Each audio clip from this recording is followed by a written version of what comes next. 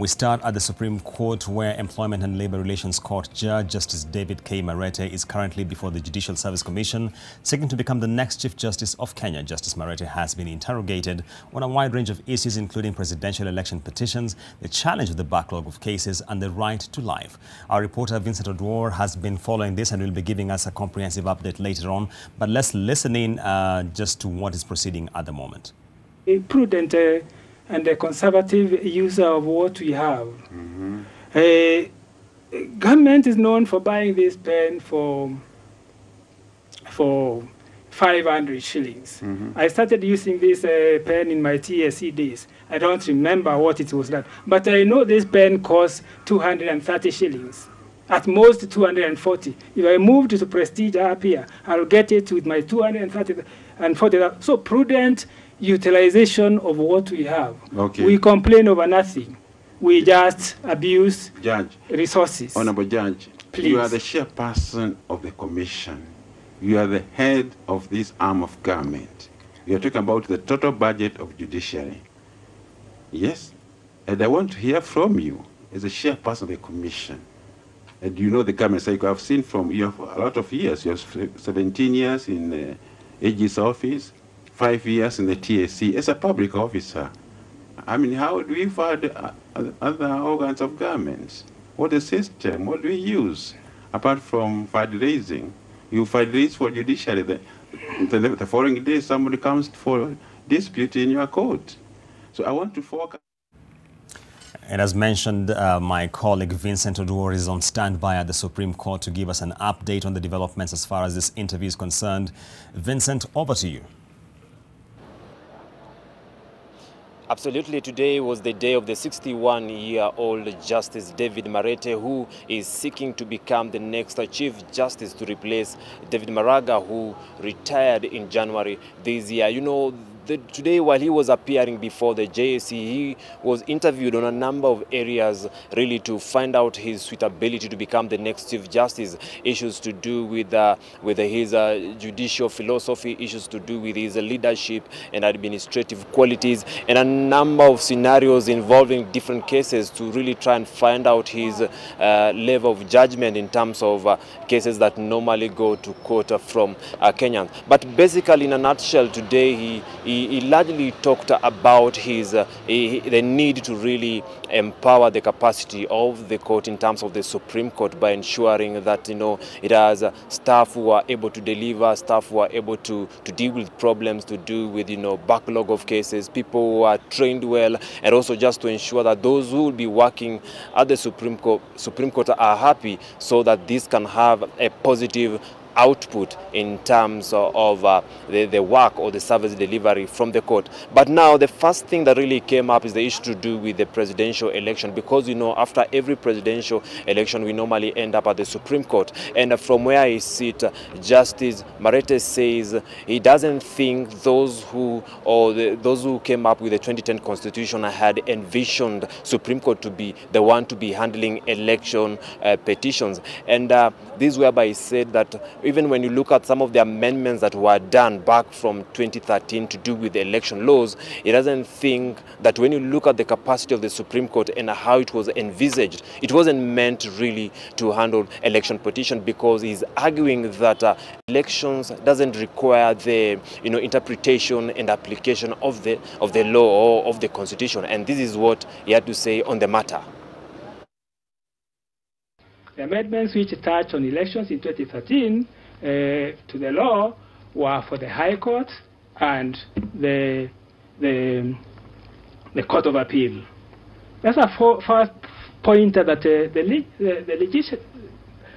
Parliament did not have any issues, did not envisage a situation that, would not have wanted a situation that the Supreme Court becomes an arbiter in election petitions. That is the first pointer. The second one is the capacity of the Supreme Court. There are 7 judges. We have 67 senators, 47 governors. We have 390 MPs, 1459 MCAs. But the constitutional drafters, would they have anticipated a situation that the Supreme Court is able to deal with any leftovers, because leftovers are the appeals? Mudhomi Thiankolu argues that any looking at the Constitution of Kenya 2010 does not indicate, there's no indication whatsoever that it intended that the Supreme Court becomes a final appellate court in election petitions. Justice Marete, who has been, serving the Employment and Labor Relations Court for the past 8 years, also argued that one of the biggest challenges facing the Supreme Court is, or the judiciary in general, is the backlog of cases. And he says that this is something that really needs to be handled in terms of staffing and capacity, so as to ensure that at least cases can be heard within 1 year. And on the matter is the same place that he talked about, the 41 judges, now 40, who had been nominated by JSC, and then President Uhuru Kenyatta refused to appoint them. And that has created a very big gap in terms of staffing in the judiciary. And Justice Marete says he has a solution on that, because the formal means of trying to resolve the matter has failed. He has an antidote on that. And this is what he said. What ails the judiciary from the onset is the backlog of cases. I have a history where I don't live with backlog. I have a history where I was able to do 47 judgments and rulings in a month, in December 2017. The issue of the 41 judges who are still to come here, these ones should be here by like yesterday. The formal process that it is not yielding results. If it is not yielding results, it is not immediate results. We employ dialogue and diplomacy. Get a meeting with His Excellency. Get a team of 3 or 4 members of the judiciary, of the JESC. Walk down there, have a chat. In less than 4 weeks, that issue would be resolved. Let me tell you, Justice Marete today found himself on the hot seat and also on the spot regarding his status as far as disability is concerned, because he had applied that he has a visual disability, but now the card that he was given, underneath the place where they describe the kind of disability he has, it had been indicated that he has visual and also mental disability. And the judges wanted to really find out from him, is that the position that really, according to the card he was given, he had mental disability? And that raised a lot of questions in terms of ignoring staffs, because he's saying he has been seeing it on the card for the past, from 2015, but he has never, followed up to make sure that it is rectified, and he insists it is an error. It is an error. This is how Justice Marete decided to say on that matter. And then it indicates the nature of disability, visual,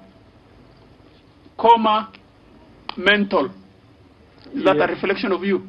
I have a visual issue.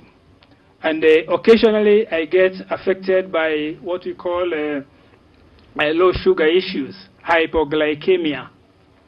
So when they looked at it, they dismissed the second issue as a case of disability. And that is where this error came in. From my record, which was in that original application, the issue of hypoglycemia, diabetic versus, oblique hypoglycemia, was taken or was translated to be mental disability, which will never be the case. So he was also accused of, high-handedness, whereby he said there was a time, there was a staff at the judiciary along the corridor who was making a lot of noise when Justice Marete was presiding over a case, and he had to stop the case and ordered for the staff to be arrested and brought before him. And he ordered that he be detained, and the staff was detained, over during the weekend until Monday, whereby he was, charged with contempt. And therefore, those are some of the issues that really came up, and we are going to